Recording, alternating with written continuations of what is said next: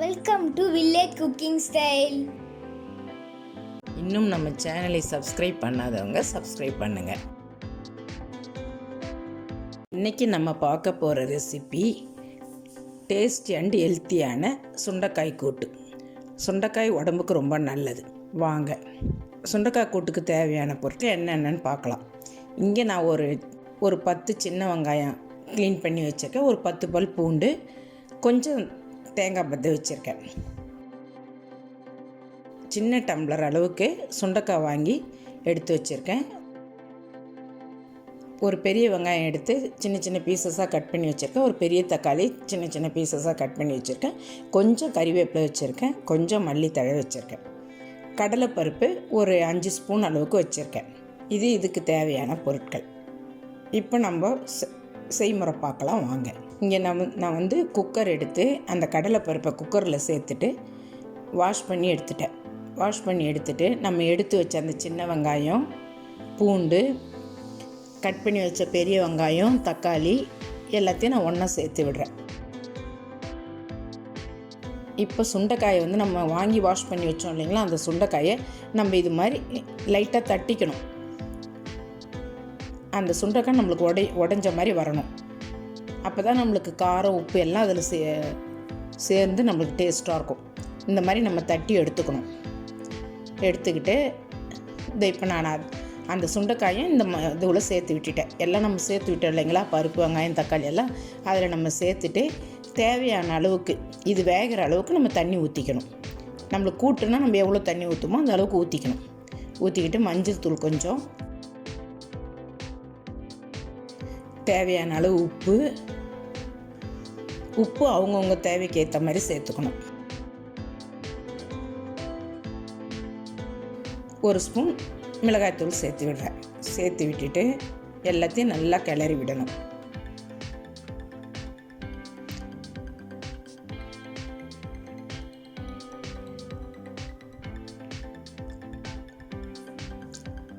நம்ம எல்லாமே பச்சையாக கூட்டுன்றதுனால எல்லாமே நம்ம வதக்கலை, பச்சையாகவே சேர்த்துட்டோம். எல்லாமே கட் பண்ணி பச்சையாக சேர்த்து விட்டுட்டோம். இப்போ நம்ம குக்கரை க்ளோஸ் பண்ணி வெயிட் போட்டு ஸ்டவ் ஆன் பண்ணி அதில் வச்சிடணும். நம்மளுக்கு ஒரு 6-7 விசில் வரணும். அப்போ தான் நம்மளுக்கு நல்ல குழைவாக கிடைக்கும். நம்மளுக்கு குழைவாக கிடைக்கிது பாருங்கள், குழைவாக கிடைச்சிருக்கு பாருங்கள். 6-7 விசில் நம்ம விடணும். ஏன்னா கடலைப்பருப்பு நல்லா வெந்து குழைவாக வரணும். நம்மளுக்கு எல்லாம் மிக்ஸ் ஆகி நல்லா குழைவாக வெந்திருக்கு பாருங்கள். நான் ஒரு 7 விசில் விட்டேன். இப்போ நம்ம எடுத்து வச்ச அந்த தேங்காய் பத்தியை நம்ம அரைச்சி இதில் சேர்த்து விட்டுக்கணும். இந்த கூட்டில் நம்ம அந்த தேங்காய் பத்தியை அரைச்சி சேர்த்துட்டு நம்ம கலக்கி விடணும். நல்லா எல்லாம் ஒன்றா மிக்ஸ் ஆகிற மாதிரி கலக்கி விட்டுட்டு இப்போ தாளிக்கணும். நம்ம ஃபஸ்ட்டு சும்மா எல்லாமே பச்சையாக வேக வச்சோம் இல்லைங்களா, இப்போ தான் நம்ம தாளிக்க போகிறோம். இப்போ நான் ஸ்டவ்வில் ஒரு கடாய் வச்சு எண்ணெய் ஊற்றி கடுகு சேர்த்து விடுறேன்.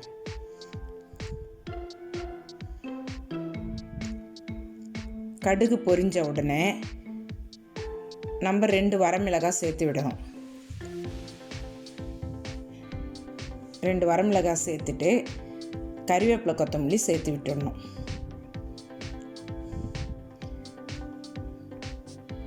சேர்த்து விட்டுட்டு நம்ம இந்த வேக வச்சு எடுத்து வச்சோம் இல்லைங்களா, எல்லாம் போட்டு அதை எடுத்து இதில் இந்த தாளிப்பில் நம்ம ஊற்றி விடணும்.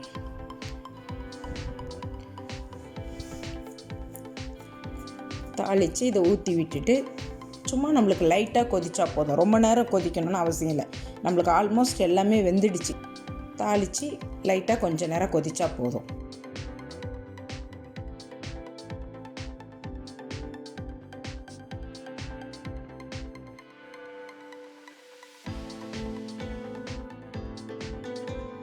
இப்போ நம்மளுக்கு கொதிக்குது பாருங்கள், நல்லா கொதித்து எண்ணெய் பிரிஞ்சு வருது பாருங்கள். இந்த ஸ்டேஜில் நம்ம மல்லித்தழை தூவி நம்ம ஸ்டவ் ஆஃப் பண்ணிக்கணும். இப்போ நமக்கு அருமையான சுண்டைக்காய் கூட்டு ரெடி. இந்த சுண்டைக்காய் கூட்டு ரொம்ப நல்லாயிருக்கும்.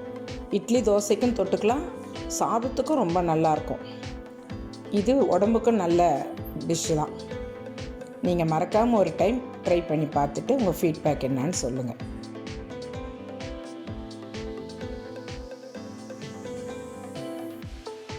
இந்த வீடியோ உங்களுக்கு பிடிச்சிருந்தா லைக் பண்ணுங்கள், கமெண்ட் பண்ணுங்கள், மறக்காமல் உங்கள் ஃப்ரெண்ட்ஸுங்களுக்கு ஷேர் பண்ணுங்கள். இன்னும் நம்ம சேனலை சப்ஸ்கிரைப் பண்ணாதவங்க சப்ஸ்கிரைப் பண்ணுங்கள். தேங்க்யூ.